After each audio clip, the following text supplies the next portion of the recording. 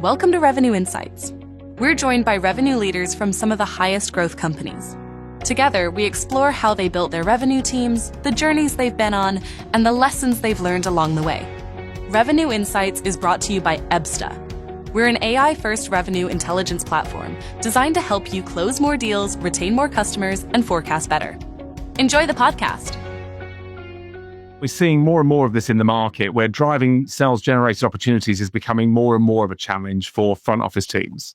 So can you walk us through your playbook or processes for consistently identifying and creating and converting these opportunities? Yeah, I think so. I think we should maybe think about, obviously new logo and then the current customer side of the business. I guess there's just a little asterisk. I'm a big believer in separating those two. I'm not a big fan of reps with dual roles, which we could talk about.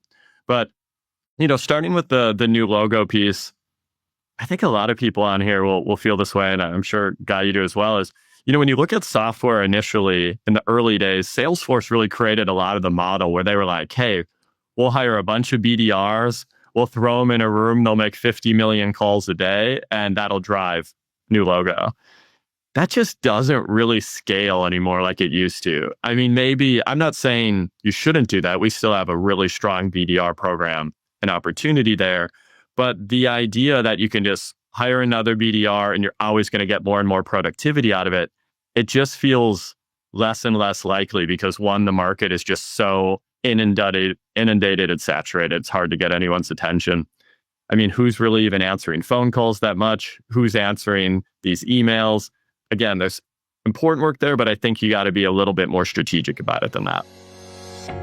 This episode is sponsored by Mailtrap, an email delivery platform built for product companies that send at scale. Go for high inboxing rates. Try today at mailtrap.io.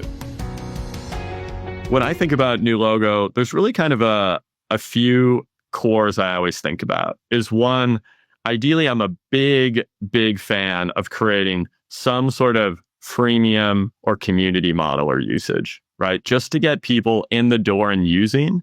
And then also really trying to bring them a lot of value on the front end. I think sometimes when people deliver a freemium model, they are afraid of giving away too much. But in my opinion, the more people you can get on it, the better, that are using it the longer. And then you'll really start to grow a community and people that are getting immense value that you can convert.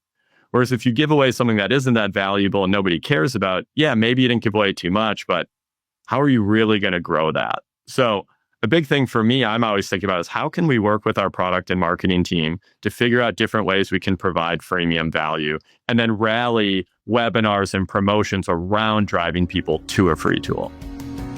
Thanks for listening to Revenue Insights from Ebsta. If you want to learn more from some of the brightest minds on how to predictably and efficiently grow revenue, then subscribe to our newsletter. We'll deliver actionable insights straight to your inbox. Go to ebsta.com/newsletter. See you soon.